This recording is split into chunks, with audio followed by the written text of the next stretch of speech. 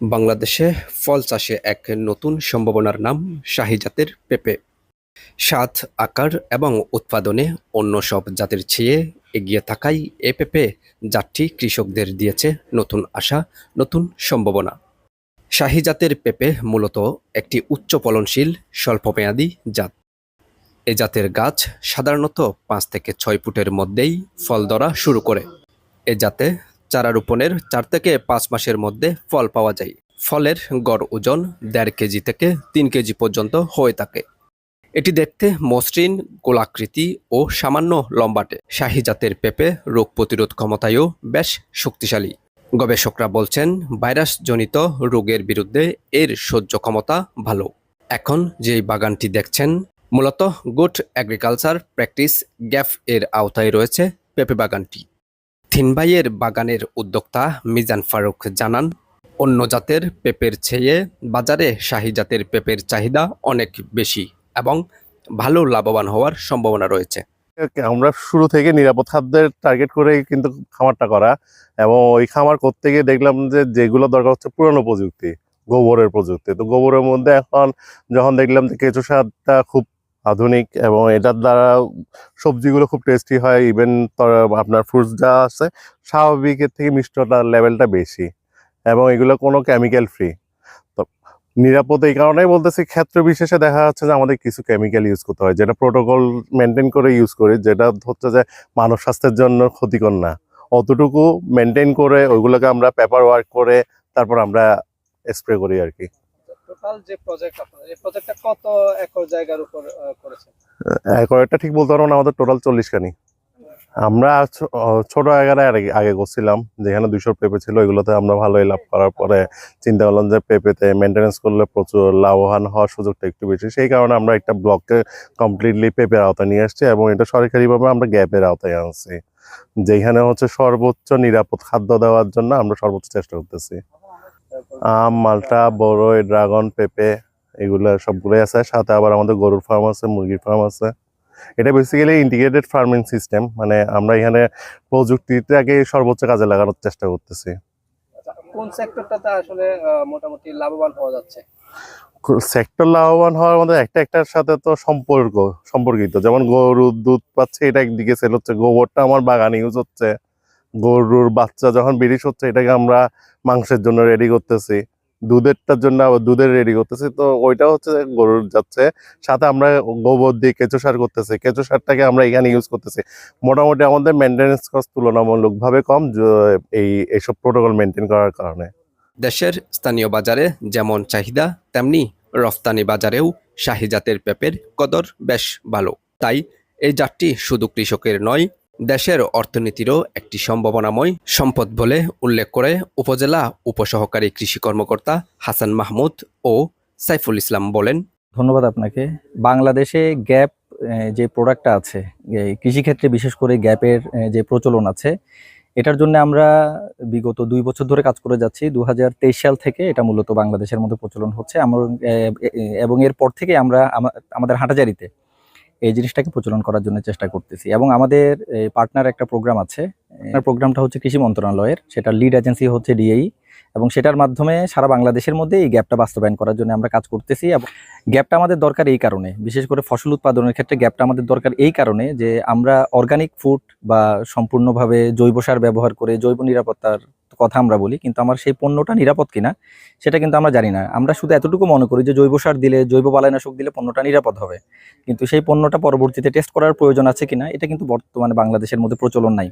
আমি যখন আমি বাস্তবায়ন করব, তখন আমার পানিটা পরীক্ষা করতে হবে বাধ্যতামূলকভাবে, আমার মাটিটা পরীক্ষা করতে হবে, আমার আশেপাশের কোনো ধরনের হেলথ হ্যাজার্ড আছে কিনা সেটা অবশ্যই আমাকে চেক করে দেখতে হবে, আমার আশেপাশে কোনো ইটভাটা আছে কিনা, আমার আশেপাশে কোনো কলকারখানা আছে কিনা, সেগুলো থেকে কোনো ধরনের দূষিত পদার্থ আমার বাগানে আসতে পারে কিনা, এবং বাগানে এসে আমার ওই পণ্যটাকে কন্টামিনেট করতে পারে কিনা সেটা নিয়ে আমাদের বিবেচনা করতে হয় এবং দেখতে হয়, এবং প্রতিনিয়ত এগুলো আমাদের চেক আপের মধ্যে রাখতে হয়।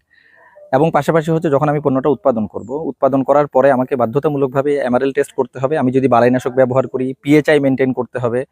পাশাপাশি আমার এখানে শ্রমিকরা যারা কাজ করবে তাদের 100% আমার স্বাস্থ্য নিরাপত্তা দেখতে হবে, তার স্বাস্থ্য সুরক্ষাটা হচ্ছে একটা অন্যতম একটা অপরিহার্য অংশ। পাশাপাশি হচ্ছে আমাদের যেগুলো সনাতনী যে বাগানগুলো আছে, এগুলোতে কোনো ধরনের ডকুমেন্ট মেনটেন করা হয় না, তারা কখন বালাইনাশক দিছে, কি বালাইনাশক দিছে, কি পরিমাণে দিছে, বালাইনাশক দেওয়ার কতদিন পরে ফসলটা তুলছে, এই ধরনের কোনো ধরনের স্টাডি নাই। গ্যাপটা মূলত এই জায়গার মধ্যে একটু বেশি করে কাজ করে যে আমার প্রত্যেকটা কাজের ডকুমেন্ট থাকতে হবে। আমি কি সার কিনছি, কার পরামর্শে কিনছি, কখন কিনছি, কতটুকু কিনছি, কি পরিমাণে আমি আমার বাগানের মধ্যে প্রয়োগ করছি, কবে প্রয়োগ করছি, কি মাত্রায় প্রয়োগ করছি, কার পরামর্শে প্রয়োগ করছি, প্রয়োগ করার পরে আমি কতটুকু বিরতি দিয়ে আমি আমার ফসলটা হারভেস্ট করছি, প্রত্যেকটা জিনিস আসলে মেনটেন করা হয়। এবং বাধ্যতামূলকভাবে যখন আমি ফসলটা বাজারে তুলবো, বাজারে তোলার আগে আমাকে টেস্ট করে নিতে হবে, এমআরএল টেস্ট করে নিতে হবে। এবং এমআরএল টেস্টে যদি আমার দেখা যায় যে সেখানে বিষাক্ততা আছে, ফসলটা আমাকে নষ্ট করে ফেলতে হবে, আমাকে বাজারে দেওয়া যাবে না। আর এমআরএল টেস্ট যদি আমার ওকে থাকে, মানে আমি এতটুকু যদি এনশিওর করতে পারি যে এই পণ্যটা আমার কৃষক আমার ভোক্তার জন্য 100% নিরাপদ, তখন গিয়ে এটা আমি বাজারজাত করব। তার মানে সৃষ্টিকর্তার কাছে দায়বদ্ধতার একটা অংশ। তো দায়বদ্ধতার অংশটা এই জায়গার মধ্যে, যেটা হচ্ছে আমি যে প্রোডাক্টটা উৎপাদন করতেছি সেই প্রোডাক্টটা খেয়ে, প্রোডাক্টটা গ্রহণ করে যাতে আমার কোনো ভোক্তার যাতে কোনো ধরনের শারীরিক যাতে কোনো সমস্যা তৈরি না হয়, মূলত এই জিনিসটাই আমরা গ্যাপের মাধ্যমে করার চেষ্টা করতেছি। স্ট্যান্ডার্ড একটা প্রোডাক্ট সার্টিফাইড একটা প্রোডাক্ট যাতে বাংলাদেশে উৎপাদন হয়। বাংলাদেশে বিশেষ করে এখন একটা সচেতন গোষ্ঠী, সচেতন ভোক্তা, সচেতন নাগরিক সমাজ গড়ে উঠেছে, যারা নিরাপদ পণ্যটা বাজার থেকে খোঁজে এবং আমরা সেই নিরাপদ পণ্যটা সঠিকভাবে যাতে দিতে পারি, সেজন্যই এই গ্যাপের প্রচলনটা আমরা পুরো বাংলাদেশে ছড়িয়ে দেওয়ার জন্য কাজ করে যাচ্ছি।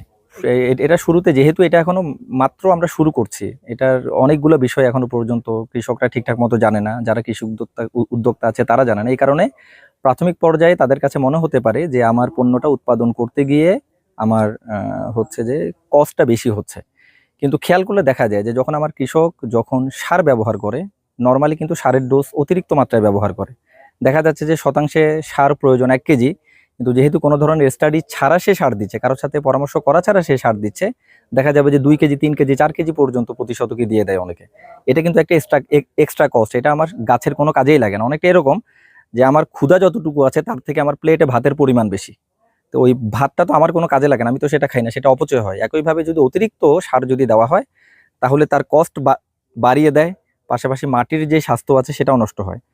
তো এই ক্ষেত্রে গ্যাপ বাস্তবায়ন করার ক্ষেত্রে সারের ডোজ 100% মেনটেন করা হয়, ঠিকঠাক মতো মেনটেন করা হয়, তাতে বাড়তি যে অপচয়টা আছে সেটা কিন্তু আর হয় না। কিছু হচ্ছে যে এক্সট্রা কস্ট আছে এখানের মধ্যে, কেননা এখানের মধ্যে যেহেতু সম্পূর্ণভাবে নিরাপদ একটা ফসল উৎপাদন করা হচ্ছে, সেজন্য এটাকে মেনটেন করতে গিয়ে কিছু কিছু খরচ অবশ্যই বেশি করতে হবে। অবশ্যই আপনি এটাকে এভাবে দেখতে পারেন যে আপনি নর্মাল একটা গেঞ্জি কিনছেন বাজার থেকে এবং একটা ব্র্যান্ডের একটা গেঞ্জি কিনছেন। আপনি যদি বাজার থেকে যদি পোলো শার্ট কিনেন, সেটার দাম নর্মাল যে আমাদের যে শার্টগুলো আছে সেটার চাইতে বেশি হবে। তার মানে আপনি যখন গ্যাপ প্রোডাক্ট যখন আপনি বাজারে ছাড়বেন, তখন সেটা অবশ্যই আপনার একটা স্ট্যান্ডার্ড, আপনার একটা সার্টিফাইড পণ্য আপনি বাজারে ছাড়তেছেন। যারা ভোক্তারা যারা কিনবে, তারা যখন এতটুকু এনশিওর হবে যে আমি নিরাপদ পণ্যটা বাজার থেকে কিনতে পারতেছি, তখন সেই 2 টাকা বেশি অবশ্যই দিবে। এখনো নর্মালি দেয়, যখন বলে যে আমার একটা বালাইনাশক ছাড়া, একটা রাসায়নিক সার ছাড়া আমি একটা পণ্য বাজারে আনছি, 2 টাকা একটু বেশি দেওয়া লাগবে, কৃষকরা কিন্তু আমাদের ভোক্তা যারা আছে তারা কিন্তু হাসি খুশি দেয়, কেননা তারা এতটুকু এনশিওর হতে পারে আমি নিরাপদ। এখন নিরাপদ পণ্য সম্পর্কে আমাদের সচেতনতা তৈরি হয়েছে আমাদের ভোক্তাদের মাঝে। আমাদের কৃষি বিভাগ চেষ্টা করতেছে, আমরা ডিএই আমরা চেষ্টা করতেছি যে নিরাপদ পণ্যটা ভোক্তার কাছে পৌঁছানোর জন্য। তাতে ভোক্তা 2 টাকা বেশি দিতেও এখন বর্তমান বাজার যদি অ্যানালাইসিস করা হয়, তাহলে নিরাপদ পণ্য পেতে ভোক্তা 2 টাকা বেশি দিতেও রাজি আছে। আমরা টোটাল 12টা আওতাভুক্ত বাগান প্রকল্পের মাধ্যমে আমরা প্রোগ্রামের মাধ্যমে, এই পার্টনার প্রোগ্রামের মাধ্যমে 12টি আমরা গ্যাপের বাগান এখনো পর্যন্ত ট্রায়ালের মধ্যে এনেছি। আমরা প্রত্যেকটা স্টাডির মধ্যে রেখেছি, আমাদেরও অনেক কিছু শেখার আছে, প্রত্যেকটা আমরা স্টাডির মধ্যে রেখেছি যে কিভাবে সেটাকে মানে স্বয়ংসম্পূর্ণ একটা উত্তম কৃষি চর্চা অধিভুক্ত একটা বাগানের মধ্যে আনা যায়।